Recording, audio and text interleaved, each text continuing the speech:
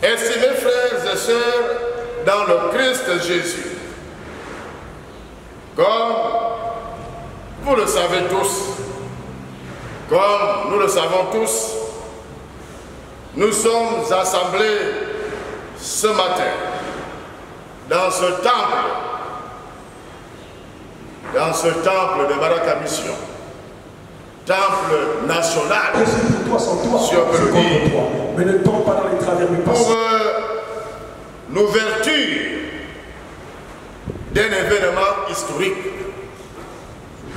Nous sommes assemblés pour l'ouverture d'un événement qui restera marqué dans les annales de notre Église.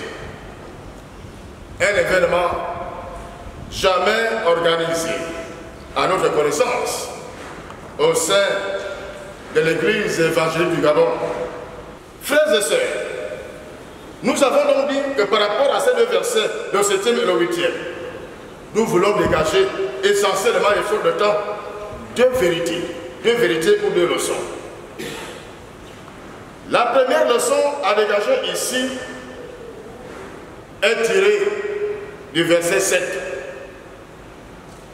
Permettez-moi de le relire. Ils étaient tous dans l'étonnement et la surprise. Et ils se disaient les uns aux autres, voici ces gens qui parlent, ne sont-ils pas tous galiléens? Ce que l'Esprit veut que nous retenions ici comme première leçon, c'est la première phrase même du verset 7. Ils étaient tous dans l'étonnement et la surprise. Quels sont ceux qui sont dans l'étonnement et la surprise? Ils s'étonnent de quoi? Ceux qui sont étonnés ici et ceux qui sont surpris ici, ce sont ces peuples, ce sont ces nations qui se sont rassemblées à Jérusalem le jour de la Pentecôte. Lorsque l'Esprit de Dieu arrive sur les apôtres et que ces derniers se mettent à parler en notre langue, en fait, est-ce que les apôtres ont vraiment parlé en notre langue? Non. Ils étaient des Juifs. Ils ont parlé, prié Dieu, adoré Dieu en leur langue. Mais par rapport à la force de l'Esprit Saint, tous ceux qui n'étaient pas juifs ont entendu tout ce qu'ils disaient dans leur propre langue. Comme pour dire par exemple que si vous parlez femme, l'Esprit de Dieu peut agir pour que ceux qui n'entendent pas le femme puissent le comprendre. En d'autres termes, l'Esprit de Dieu peut également agir pour que vous puissiez non plus parler le femme que vous parlez, mais que vous puissiez parler la langue que les autres entendent. C'est cela. Le texte dit donc, ils étaient tous dans l'étonnement et la surprise. Ils étaient surpris, ils étaient étonnés d'entendre ce que les Juifs disent dans leur propre langue, alors qu'ils n'étaient pas Juifs. Leçon à retenir ici. Leçon à retenir ici, bien aimé. C'est qu'il est temps. Il est temps que les chrétiens ou le monde dans lequel nous vivons s'étonnent de ce que nous faisons aujourd'hui dans notre Église. S'étonner positivement.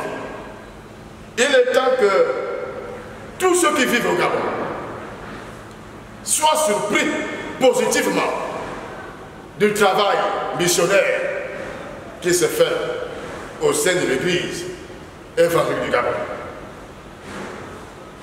Pour intégrer le plus grand nombre de personnes, la louange est un vecteur essentiel. Nous revenons par exemple de Vent, où a été installé le missionnaire Anténékel Gallet pour l'intégration, pour faciliter, c'était la langue locale. On nous l'a fait savoir en arrivant. Il a traduit la Bible française à enfant. En arrivant, il a pris le chant de victoire pour mettre le cantique fan que vous avez. En arrivant, il a fait jusqu'à l'alphabet grammaire fan, jusqu'au dictionnaire français fan. Donc, pour aller vite. La culture est donc essentielle à l'annonce de la bonne nouvelle. Et c'est pourquoi, bien mes frères, ne prenez pas ça à la légère, parce que celui qui chante fait également le même travail que ce prédicateur. On dit souvent, chanter, c'est prier 2 fois. Mais c'est l'un des puissants leviers d'évangélisation. On peut ne pas comprendre des paroles, des mots, mais par le son, par peut-être le rythme, par peut-être, voyez-vous, vous pouvez facilement adhérer le plus grand nombre de personnes.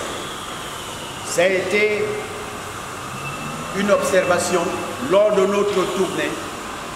Quand vous êtes dans notre église, à l'intérieur du pays, c'est une richesse inouïe. Une richesse inouïe. Nous, on a fait le tour de toutes les communautés dans toutes les provinces. Mais une fois Libreville, on voit cette tendance qui n'est plus la même.